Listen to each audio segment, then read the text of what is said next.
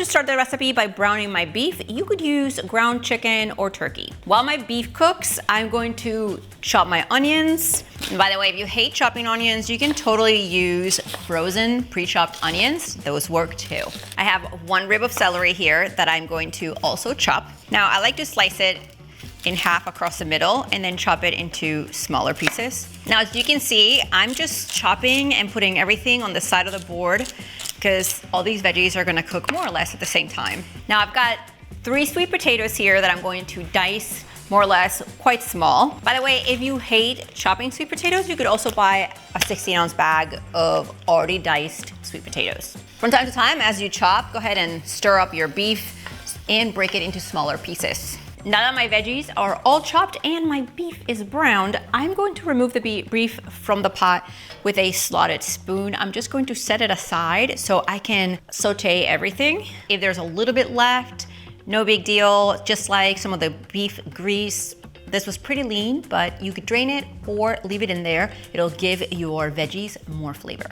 I'm adding a little oil into my pot because my beef was so lean. And first, I'm going to saute these onions and celery. I have 2 cloves of garlic here that I'm going to add to my veggies. You can also add it to your beef. I'm gonna saute these veggies for about 3 minutes, and then I'm gonna add my spices. Let's start by adding some salt. We're gonna add some chili powder, also some cumin and oregano, and for a little heat, some cayenne pepper. Give everything a good stir because you wanna, again, toast those spices up. When spices are toasted, they release some of the aroma, they change flavor, they taste so much better. So now my veggies are soft. At this point, I'm going to add the meat back in. And to that, we are adding our sweet potatoes, and we'll give everything a good stir. I also have some tomato sauce and diced tomatoes. The diced tomatoes are with their liquid, and you wanna add both of these in. Now, as you can see, this is quite thick, and we're gonna need something to cook this down, so we're also adding some water to our pot. So now that we have everything in here, we wanna bring this to a good simmer, and we're gonna reduce the heat, cover it, and let it cook for about 20-25 minutes. The place smells amazing. It's thick, rich, delicious. Let's ladle some up. Just sprinkle some cilantro over the top. Let's try it. Delicious. I have a large pan here with high sides that I'm gonna make our chili straight on. It comes together really fast. And I'm using ground chicken today. You do need a little bit of oil to brown your chicken and the vegetables. Because chicken is a lean meat, you really need it to make sure it doesn't stick to your pan. This recipe, again, has no beans, but you can add beans to this recipe, about a can if you want more volume. And I'm gonna show you at the end, you'll see it's a thick and rich chili, but you'll need a little bit more liquid. I'll let you add that to your own consistency. The first thing you want to do is brown your meat. To the ground chicken, I'm going to add 2 cloves of garlic and mix it up.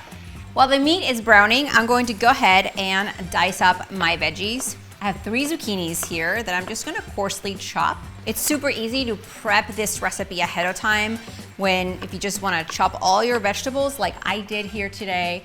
I chopped my carrots, my celery, my onion. They're ready to go. So all I had to do while I talked to you and showed you how to make this chili is chop my zucchini. Now you do want to mix your ground meat up and chop it with your spatula. What is this thing? Spoonula?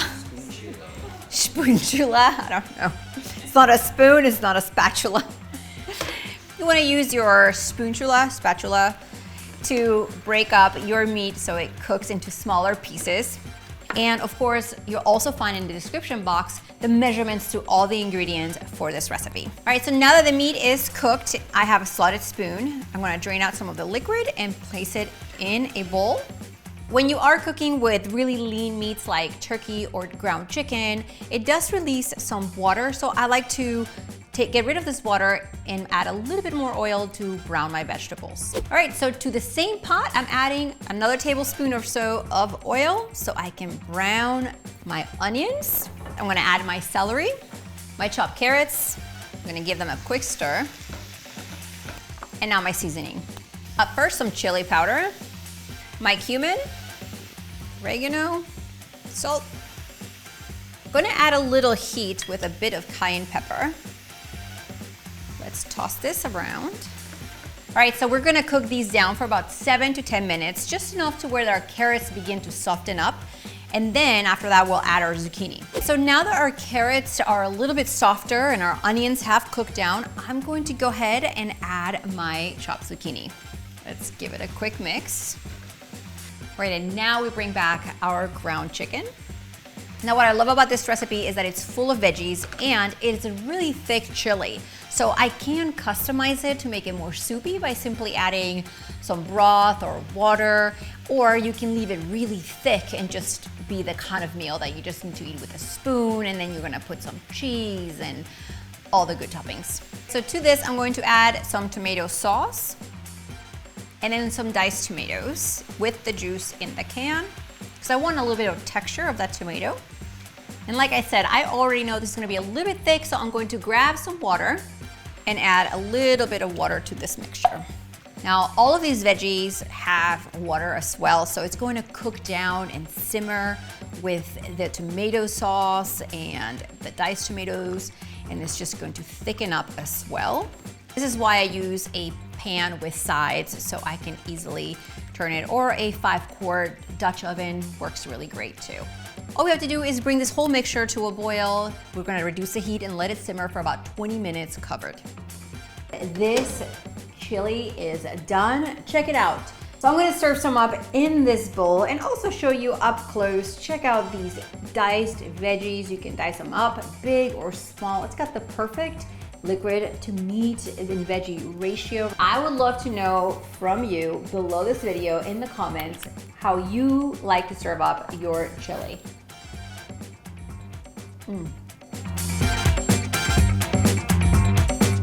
I have a pot that's large enough for my soup, and I'm going to heat up some olive oil.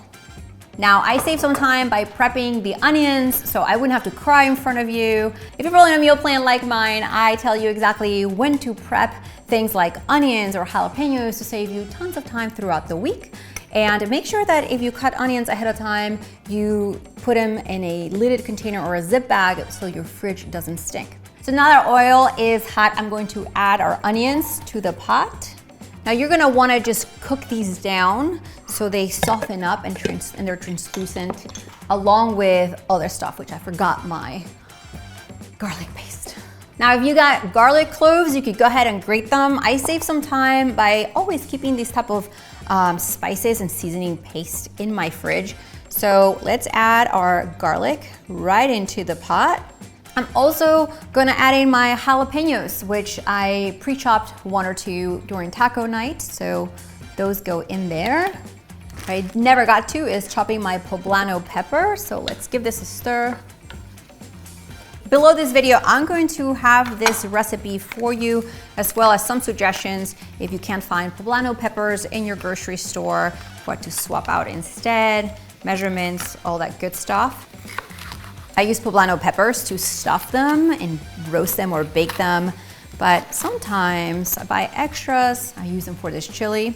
Now the cool thing about peppers, guys, is that you can buy a bunch of them, freeze them, like pre-chop them like I'm doing, put them in a zip bag, keep them in the freezer. I usually keep jalapenos around because on a whim, I wanna cook something up and don't have jalapenos to add to a lot of my Mexican recipes. So when I have them in the freezer, I just take them out and in just 5 minutes, they're ready to be used in my recipes. So that's always a good idea. So you're just gonna give these guys a coarse chop and add them straight into your pot. All right, so now our onions are a little soft. We're gonna add some pepper to the pot. Also, salt. Salt is super important in your ingredients when you're cooking, so. Now I like to toast my spices as I'm cooking my onions with the peppers. So first up is our cumin, and then some coriander and chili powder. Let's give these guys a quick toss. After that, I'm going to add some chicken stock. So I'm gonna add it right into our pot. Now, if you're wondering why did that look so yellow compared to chicken stock or broth, is because when I went to the pantry to make this recipe, I realized I didn't have any chicken stock or chicken broth and I didn't want to use water. So I always have this bouillon paste in my refrigerator for all sorts of stuff for an emergency to make stock in just a few minutes. So that's always a good idea. And let's bring this to a boil. One great thing about this recipe is that it adds a little bit of tanginess with some lime juice that we are going to bring to a boil with our stock. I'm gonna squeeze 2 limes right into my pot. Now, room temperature limes will help you get the most juice. So if you keep your limes in your fridge, make sure to take them out a little early or maybe microwave them for 10 seconds. You'll get lots and lots of extra juice that way. And while that comes to a boil, I'm going to dice up our zucchinis. I wanted to make sure this video had lots of tips for you so you can make this recipe on a whim on a Wednesday night, midweek. So this is a rotisserie chicken that I got yesterday from the grocery store that I cleaned out when it was room temperature that night at home, and I went ahead and bagged it, and now it's ready to be added into our chili. So it makes this recipe really fast. And now all I have to do while this comes to a boil is chop up my zucchinis and add the zucchini into my pot right as I cook. Now, if you've got kids who don't like green things in their soup, you could take a vegetable peeler and peel off your zucchini skin, and now you still have the veggies, but they're no longer green. Speaking from experience, of course. Into our warm soup, we're gonna add our shredded chicken. This soup is full of flavor and it freezes great. I find that this soup tastes really great the next day. I'm not sure why some soups are like that, but this chili is definitely one of them.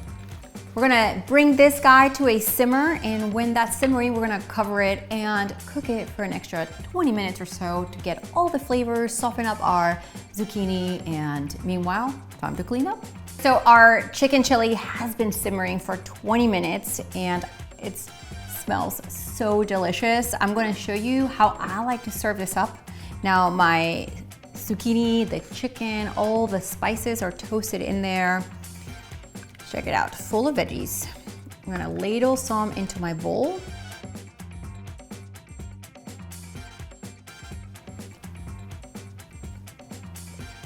Oh my gosh, it's so good.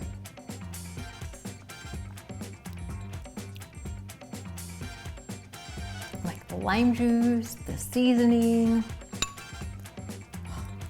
There's people that eat chicken noodle soup, and then there's people like me that eat this chicken chili.